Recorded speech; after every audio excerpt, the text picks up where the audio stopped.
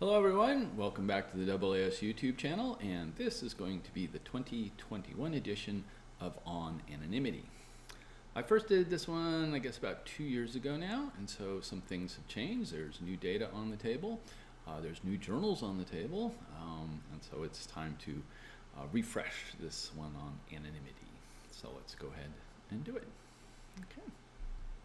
So just to be clear, we now have 7 journals in the AAS, AJ, APJ, APJ Letters, APJ Supplement, Research Notes, the Bulletin of the AAS, and the newest, the Planetary Science Journal.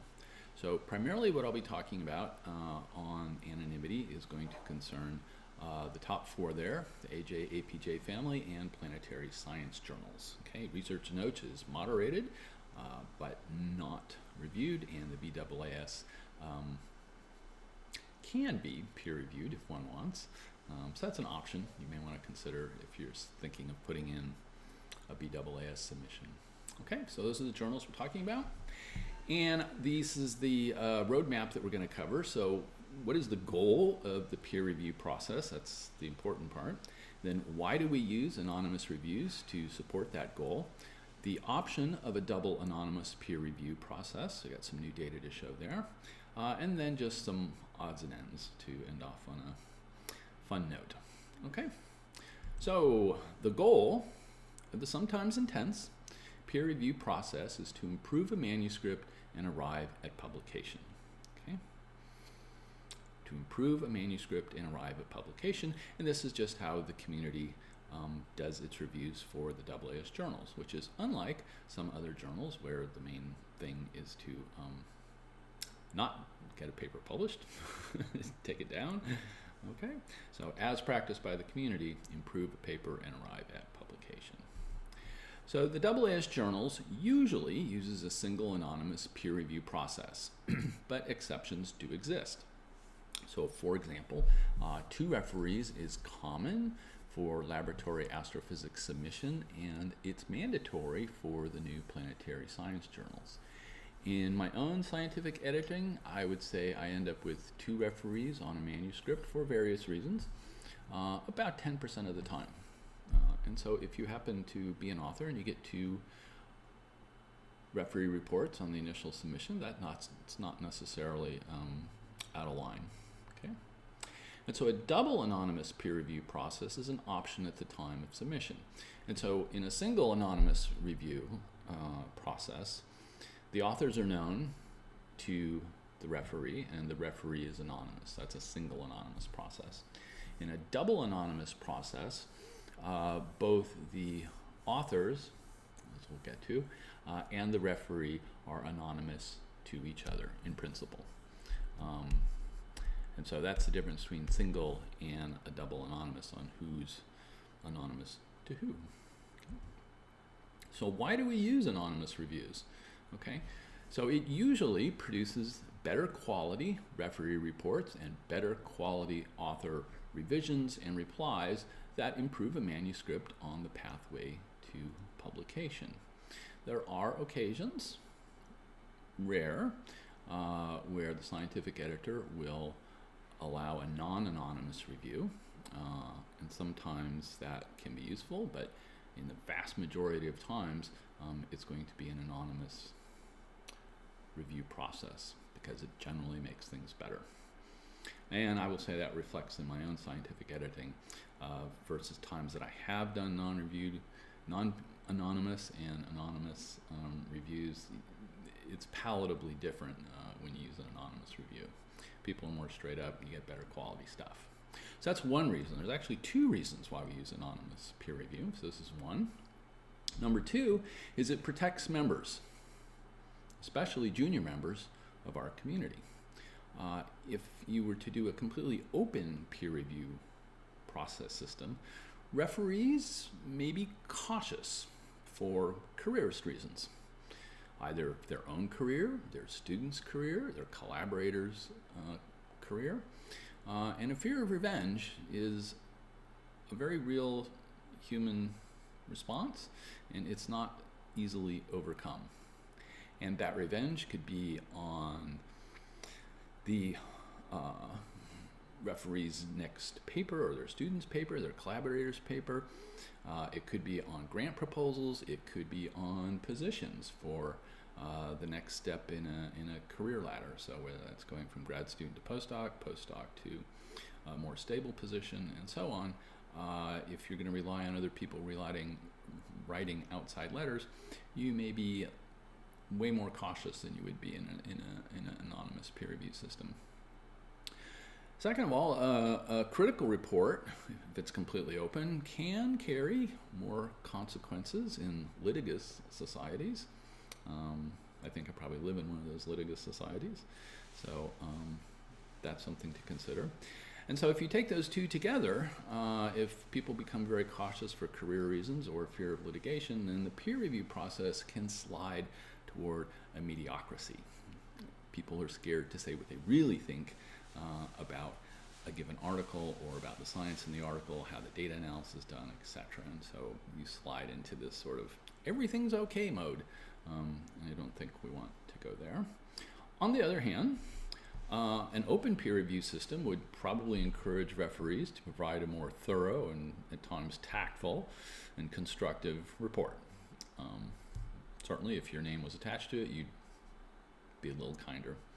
And it would more easily probably unmask reviewers with an interest in suppressing a manuscript, and we'll come back to that point in a bit. So there are potentially some positives in an open peer review system.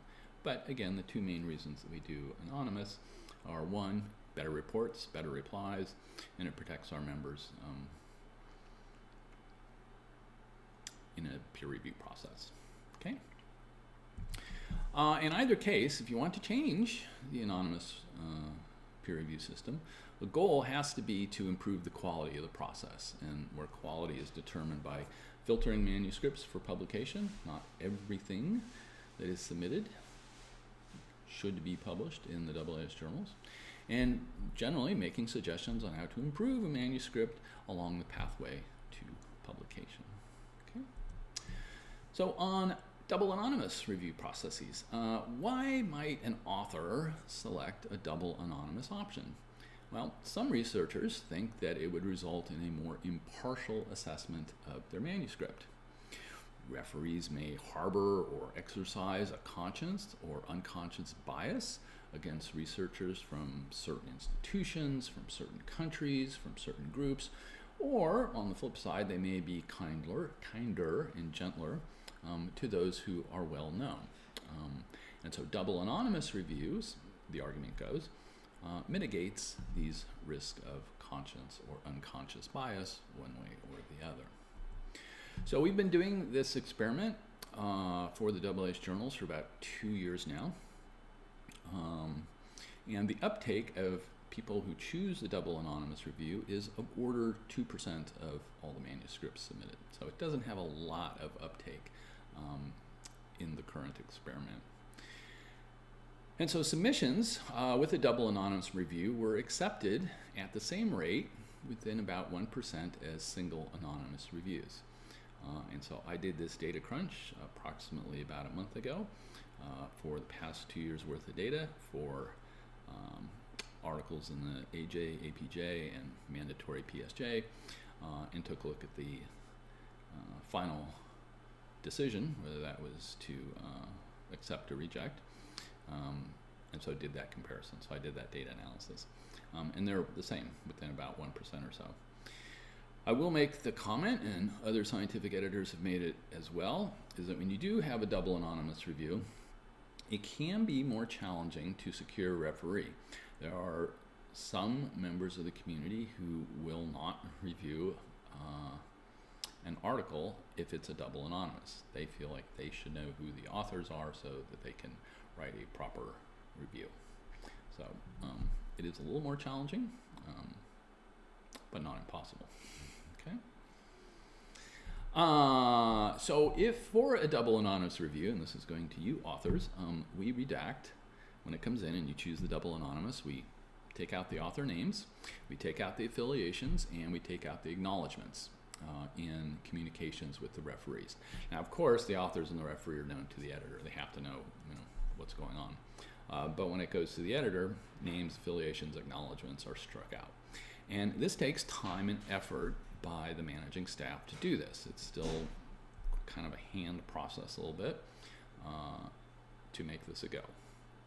So, if you really want a double anonymous review process, authors can help themselves by, one, not immediately posting on archive, Zenodo, GitHub, etc., at the time of submission. And so when I did this data analysis about a month ago, it turns out that roughly about 40%, 45% of people who are requesting a double anonymous review immediately post on archive or GitHub or Zenodo. And so there's not, if you're going to announce to the world that you're submitting a new manuscript, it doesn't help if you're trying to do an anonymous review process. So to the extent you can hold on, wait till the peer review process reaches a conclusion, and then go ahead and post on GitHub, Zenodo, archive, okay? The other thing authors can help themselves by if they truly want a double anonymous review, and this is true in general, is don't excessively self-cite, right? So if the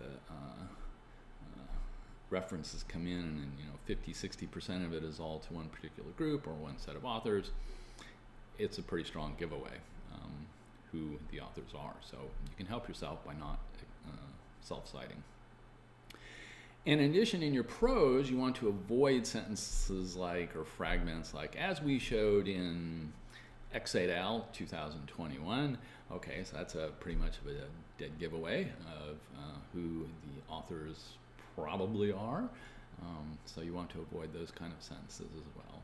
So you can help yourself, and you can help the journals, and you can help the review process if you do want double anonymous review, to try and remain anonymous, basically. Not so hard there. Okay? So a couple of odds and ends. Anonymous reviews might seem like hiding behind a curtain, Wizard of Oz, to deliver an unscrupulous blow to an article.